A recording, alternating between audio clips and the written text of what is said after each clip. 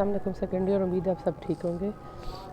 बेटे मैंने आपको पिछली बार जैसे कि बताया था कि हमारे जो ग़ज़ाई अज्जा है वो कंप्लीट हो चुके हैं। ग़ज़ा के चैप्टर में जो हमने जो टॉपिक पीछे छोड़ा था वो बाब 3 था, चैप्टर नंबर 3 वो है ग़ज़ाई ज़रूरियात। इस चैप्टर को एंड पे पढ़ाने का सिर्फ यही मकसद होता है कि आप लोगों को जब तक ग़ज़ाई ज़रूरियात या ग़ज़ाई अज्जा का पता नहीं चलेगा तो आपको ये नहीं पता चलेगा कि हमारी बॉडी इनटेक क्या है और उसका फ़ायदा क्या है, मतलब हमारी बॉडी में क्या बना रही थी। इस वजह से ये चैप्टर स्किप करवाया जाता है कि जब तक आपको ग़ज़ाई अज्जा का भरपूर तरीके से पता नहीं चल जाएगा आप ग़ज़ाई ज़रूरियात को समझ नहीं पाएंगे। ग़ज़ाई ज़रूरियात क्या है? ग़ज़ाई ज़रूरियात जो है वो हर एज में मुख्तलिफ होती है। नीड जो हमारी ग़ज़ा की नीड क्या है, हर एज के हिसाब से, हर उम्र के हिसाब से और हर एक्टिविटी के हिसाब से। एक्टिविटी का मतलब ये है कि कोई काम बहुत बैठ के करता पूरा पूरा दिन, कोई लोग होते हैं जो पूरा पूरा दिन मेहनत करते हैं, फिर उसके बाद कोई बीमार होता है तो बीमारों की ग़ज़ाई ज़रूरत अलग है। तो हर एज, हर एक्टिविटी और हर सर्कमस्टेंस के मुताबिक आपकी ग़ज़ाई ज़रूरियात एक वक्त से दूसरे मुख्तलिफ है। अब इन्होंने कुछ हमें एक टेबल पे बताया हुआ है कि जैसे 2 से 6 माह के बच्चे की ग़ज़ाई ज़रूरियात क्या होता है। NRC ये जो है रिकमेंडेड अलाउंस, ये जो डाइटरी अलाउंस का ये एक वो ब्यूरो है। जैसे कि हम पाकिस्तान में अगर बात करें हम कहते हैं FBI जो है वो क्राइम के पीछे है, मुजरिम के एक अदारा बना हुआ है। इससे NRC एक अदारा है जो आपके डाइटरी अलाउंस या डाइटरी इनटेक को के बारे में मुख्तलिफ रिसर्च करता है। ठीक है, मुख्तलिफ रिसर्च करता है और मुख्तलिफ चीज़ों के बारे में हमें इल्म देता है। तो NRC ने जो स्टैंडर्ड्स दिए हैं उसमें उसने बताया है कि 2 से 6 माह का बच्चा उसकी ग़ज़ाई ज़रूरत कितनी होनी चाहिए। 120 इंटू ग्राम, 1 किलो में 1000 ग्राम होते हैं, ये हम पहले भी पढ़ चुके हैं। अब क्या है कि अगर एक बच्चा है हमारे पास 2 किलो का तो इसका मतलब है 2000 ग्राम।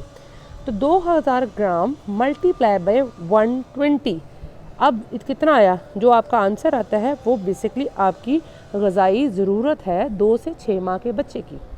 इसी तरह 7 से 12 साल के बच्चे भी अभी कम हो रही हैं। 100 ग्राम, 100 इंटू ग्राम। अब अगर 7 से 12 साल का बच्चा है और वो 5 किलो का है, जो 4 किलो का है, तो 5 किलो का मतलब है 5000 ग्राम मल्टीप्लाई बाय 100, मतलब इसको आपको कितने चाहिए? सीधे 50,000 इसको हरारे चाहिए। तो इनकी इंटेक ज़्यादा होती है क्योंकि ग्रोइंग रैपिड हो रही होती है, स्टेज इनकी बहुत तेज़ी से ये लोग बढ़ रहे होते हैं। 1 से 3, अब उसने मल्टीप्लिकेशन हटा दी है, 300 ग्राम, 3 से 6 1700 ग्राम, 7 से 9 2100 ग्राम, उसके बाद 10 से 12 2500 ग्राम। अब फ़ीमेल और मेल, मर्द और औरत को मुख्तलिफ कर दिया क्योंकि मर्दों की हड्डियाँ चौड़ी हैं, उनके हार्मोनल चेंजेस और है, उनकी बॉडी बिल्ड और है। तो अब इस वजह से उन्होंने मर्दों को हरारे ज़्यादा दिए बताया कि दरकार है और औरतों को कम। 13 से 15 साल की बच्चियाँ जिसको 2600 से हरारे दरकार होते हैं। हरारे कैलोरीज जो आप पूरी डाइट से खाते हैं, जो आप पूरा दिन खा रहे हैं, उसमें कितनी एनर्जी मिल रही है या कितना उसमें ताकत या उसमें ग़ज़ाई ज़रूरत मिल रही है, वो हरारे हैं। ठीक है, आगे हम पढ़ेंगे कि कितना हरारा एक कप कितना हरारा देता है, आगे वो भी एक टेबल आ रहा है। 16 से 19 अभी आपकी उम्र आ रही है, आपकी उम्र में 2400 हरारे आपको दरकार है एक दिन में। उसके बाद 25 साल 2300 फीमेल के लिए और 3200 मर्द के लिए, 45 2200 3000, फिर 65 1800 से 2550। हामला ख़वातीन के लिए आखिरी 6 माह के लिए 3 से ज़ायद कैलोरी दरकार है। दूध पिलाने वाले के लिए 1000। हमारे यहाँ पे क्या होता है, बच्चा पैदा होता है तो हम डाइट शुरू कर देते हैं। हालांकि 6 मंथ तक वो मदर फीड पे है, तो मदर को अगर वो मदर फीड पे है तो माँ को हरारों की ज़्यादा ज़रूरत है। लेकिन अगर माँ फीड नहीं करा रही तो फिर इसको इतनी ज़रूरत नहीं है। लेकिन वही बात आती है कि ऑपरेशन अगर है, कुछ है, तो उसको प्रोटीन डाइट की ज़रूरत है। हमारे यहाँ पे प्रेगनेंसी में बहुत डाइट दी जाती है और दूध पिलाने वाली को डाइट कम दी जाती है। प्रेगनेंसी में आखिरी 6 माह, मतलब 3 माह के 3 ट्राइमेस्टर होते हैं, आखिरी 6 माह की डाइट ज़्यादा होती है। स्पेशली अगर देखा था हम कहें तो बिल्कुल आखिरी जो 3 माह है सबसे ज़्यादा उसमें ज़रूरत होती है कि वहाँ पे अब बच्चे का वज़न बढ़ रहा है। लेकिन हमारे यहाँ पे होती है ख़वातीन प्रेगनेंसी में ज़्यादा खाती हैं और वो बहुत मोटी हो जाती हैं और वो लैक्टेशन में, जिसको कहते हैं दूध पिलाने वक्त पे, कम लेती हैं। अगले ऊपर जो हमारे पास जो टेबल दिया गया है वो उन्होंने बताया कि उन्होंने 100 कैलोरीज के बारे में बताया हुआ है। अगर आप इसको अपनी डाइट से कंपेयर के साथ करो ना, जैसे उन्होंने कहा है कि मक्खन 1 चम्मच बड़ा 100 हरारे। हम क्या करते हैं, हम अपना एग्जांपल एक लें, हमने पराठा खाना है, हमने 2 चम्मच मक्खन डाले, ठीक है, देसी घी मक्खन वटेवर, फिर हमने रोटी ली, मतलब आप ये सोचो 2 चम्मच का मतलब 200, और रोटी आपने ली 200, हमारी रोटी बहुत छोटी नहीं होती, बड़ी रोटी होती है, 400 हरारे, साथ अपने एक अंडा ले लिया। अब अंडे का देखें, अंडे के कितने हरारे हैं, यहाँ पे हम गौर करेंगे, हमारे पास अंडे का मेरे ख्याल में नहीं लिखा हुआ है, लेकिन एक अंडा जो है वो हाँ लिखा, एक बड़ा अंडा जो है वो भी 100 हरारे देता है। अब आप देख लो, आपने मैंने अभी आपको बताया था 400 और 100, 500 हरारे तो आपने सुबह नाश्ते में ले लिए। अब अंडा भी आपने फ्राई किया हुआ है, ठीक है, ये आपने ऑयल में बनाया हुआ है, फिर आपने दूध में भी आधा कप दूध भी डाला हुआ है, चाय या दूध पत्ती बनाए हुए, तो दूध का भी आप देख लें, दूध में 172 ग्राम, ठीक है, 172 बहुत थोड़ा होता है, 1 कप नहीं होता, 1 कप बहुत ज़्यादा होता है, ठीक है। हम लोग जो 1 किलो में 3 कप निकलते हैं, मतलब 1 कप आपका जो है वो तकरीबन 300 से 400 ग्राम होता है, तो आप आधा कप भी ले रहे हो तो आपको 100 हरारे मिल रहे हैं। तो अगर हम इससे अपना सिर्फ नाश्ते को ही हम अगर कर लें ना, तो हम नाश्ते में 600-700 हरारे खा जाते हैं। तो हमने दिन में सिर्फ 2400 हरारे लिए हैं, मतलब अक्सर नाश्ते में हम 700-800 भी खा जाते हैं, फिर अपने बीच में भी चरना होता है, खाना होता है। तो यहाँ करने की बात यह है कि हम अब इससे आपको अंदाज़ा होगा कि आप डाइट दिन में कितना खा रहे हैं। जो 24 आपको लिखा हुआ है, 24 का मतलब ये है कि ये आपका एवरेज है। हो सकता है अगर आप इससे ऊपर जाएंगे तो वो क्या होगा, वो आपके जिस्म में फ़ैट चलने लग जाएगी, कि मतलब फ़ैट इससे कम लेंगे तो वो क्या होगा, आपकी बॉडी में जो मौजूद ऑलरेडी हरारे स्टोर हुए हुए फ़ैट की शक्ल में, वो उसको तोड़ना शुरू हो जाएगा, मतलब उसको मेटाबॉलिज्म के लिए, जो हम पीछे मेटाबॉलिज्म बार बार पढ़ रहे हैं, मेटाबॉलिज्म के लिए उसको जो हरारे दरकार हैं, ठीक है, तो वो 24 हरारे हैं जो उसकी पूरी बॉडी में दिन में काम करना है, जो उसके ऑर्गन्स ने काम करना है, उससे 2400 हरारे लेने ही लेने हैं। अगर उससे ज़्यादा लेगा तो वो स्टोर हो जाएगा, उससे कम लेगा तो उसमें क्या होगा, बॉडी में जो ऑलरेडी हरारे जो सेफ़ हुए हैं वो यूज़ करना शुरू हो जाएगा। जो मोटे होते हैं वो क्या करते हैं, वो अपनी हरारों की इंटेक को कम कर देते हैं, मतलब जो अगर 2400 आपकी एज की बात करें, 2400 हरारे हैं, तो वो अपनी हरारों को दिन में 1500 या 1300 या 1600 में ले आएंगे। इट डिपेंड्स कि उन्होंने कितनी फास्ट अपना वेट कम करना है, वो उसमें हरारे ले आएंगे, और उनका ऑटोमेटिकली बॉडी को तो ज़रूरत थी, वो अपनी जो स्टोर फैट है उसको यूज़ करना शुरू करेंगे, और आहिस्ता आहिस्ता आहिस्ता वज़न घटने को आ जाएगा। ये मेथड है वज़न कम करने का। उसके बाद उन्होंने कुछ काम के मुशाबल के हिसाब से उन्होंने हरारों की सरकार बताई है कि हम लोगों के, अब मैंने बताया ना कि मुख्तलिफ एक्टिविटीज़ के हिसाब से मुख्तलिफ हरारे हैं। यहाँ पे अगर हम बात करें तो जो दफ्तरी काम कर रहे हैं तो उनको 80 तक 100 हरारे फ़ी घंटे के हिसाब से बात कर रही है। मतलब पहले के वक्त और था, अब हम ज़्यादा बैठते हैं, अब हमारा वो 2400 वाला हाल नहीं है, हमें तो कुछ कम चाहिए, क्योंकि हम बर्न ही नहीं कर रहे, हम चल फिर ही नहीं रहे। तो सादे काम के लिए 80 से 100, अब इसका मतलब है 24 घंटे में 2400 हरारे, ठीक है।